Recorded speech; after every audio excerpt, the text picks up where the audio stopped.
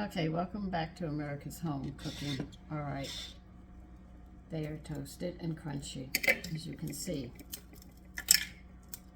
See, you hear them? You're gonna break them up. This is part two. I'm making breadcrumbs, and you can make healthy breadcrumbs if you make your own bread. It's much healthier than anything you can get in the store. What they do is make it easy. And people have a tendency, and this is true, mankind does have a tendency to be lazy. So you sort of have to get yourself up to do things, you know.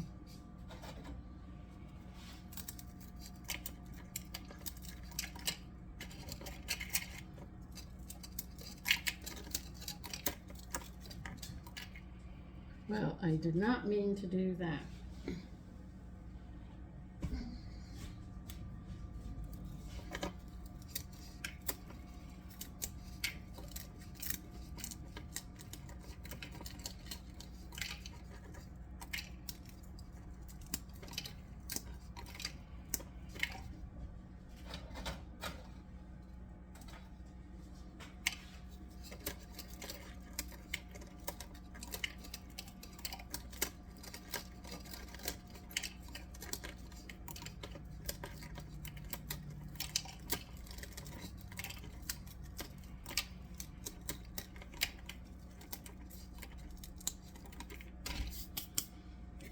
I'll just do 3 of these at a time. I only did 6 slices. But the flavors you get out of your different breadcrumbs is really nice.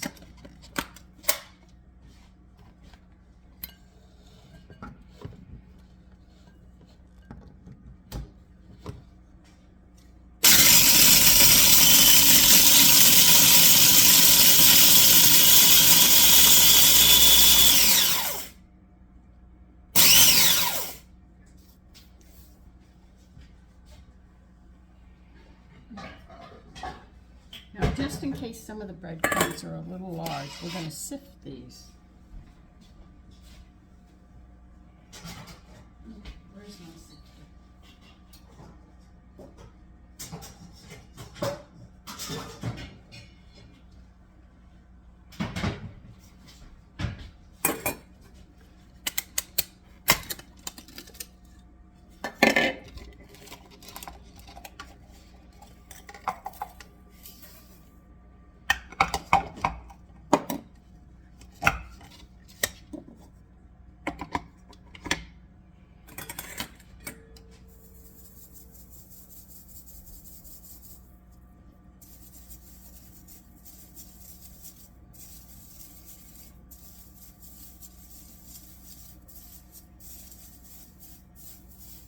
Sometimes you get some really, really big pieces, and the other pieces you don't.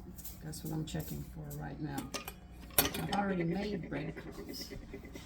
Where did I put them? Right here. Here are breadcrumbs that I've already made.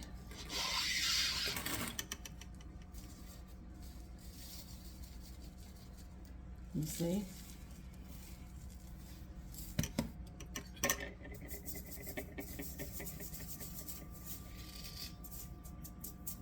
And I put them back in. I'll grind them up a little more, and that'll be pretty much it, because you don't want them powdered, but you do want breadcrumbs. You can control how fine they are or how coarse they are.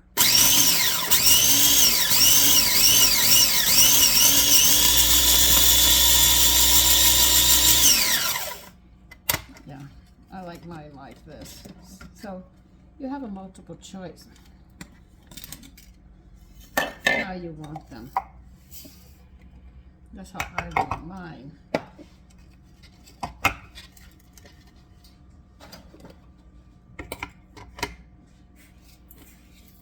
It's beautiful breadcrumbs, see?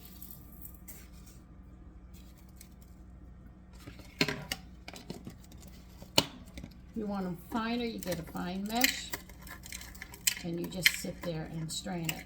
You know, like I did. You get it really fine. If you want it coarse, you can have it coarse, whichever way you like. But the flavors of your breadcrumbs can dictate whatever kind of bread you're using. I'm going to have to be making some bread. I am running out.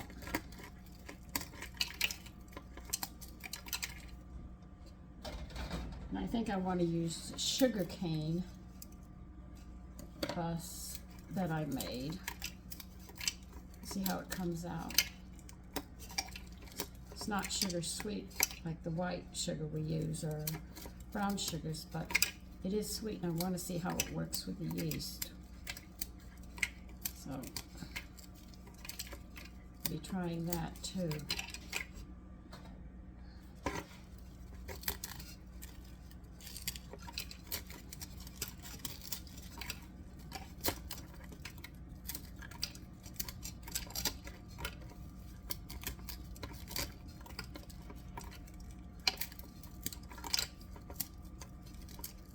So you don't have to grate your fingers or hurt yourself. One woman got angry because I wouldn't show her. She got so mad with me, and I told her, look, you can pay $2.99 for it, or, you know, I didn't care. She was just insulting me from end to end. And like it was her right to have everything really weird, you know? If she wants to be a cook, you have to. You don't have to go back on ways.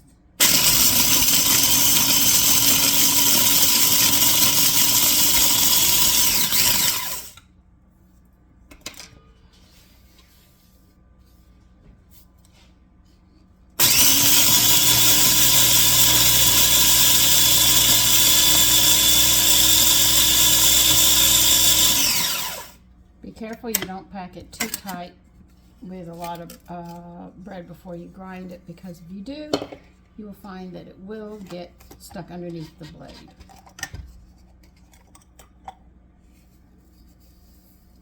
Breadcrumbs, and that's how easy it is to make breadcrumbs. You have some big pieces, you just sift it like this and put them back in and grind them up. Very ABC and easy, and you can end up with a lot of breadcrumbs and a lot of good flavor. You do not have to buy everything at the store.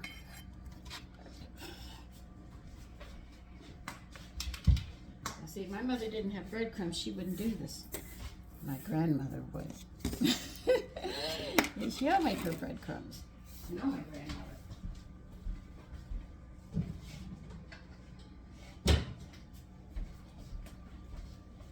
That's the beauty about not being in the metropolitan area. You have the elders showing you the way they had to make things work.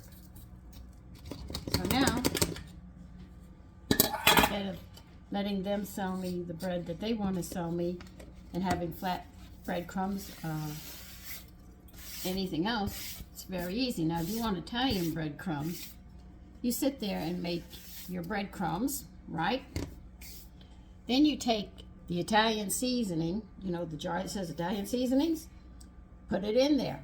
Just pour into, you get the flavor that you want with your breadcrumbs. That's how you make Italian breadcrumbs. Now, if you want cheese with your breadcrumbs, I dehydrated cheese.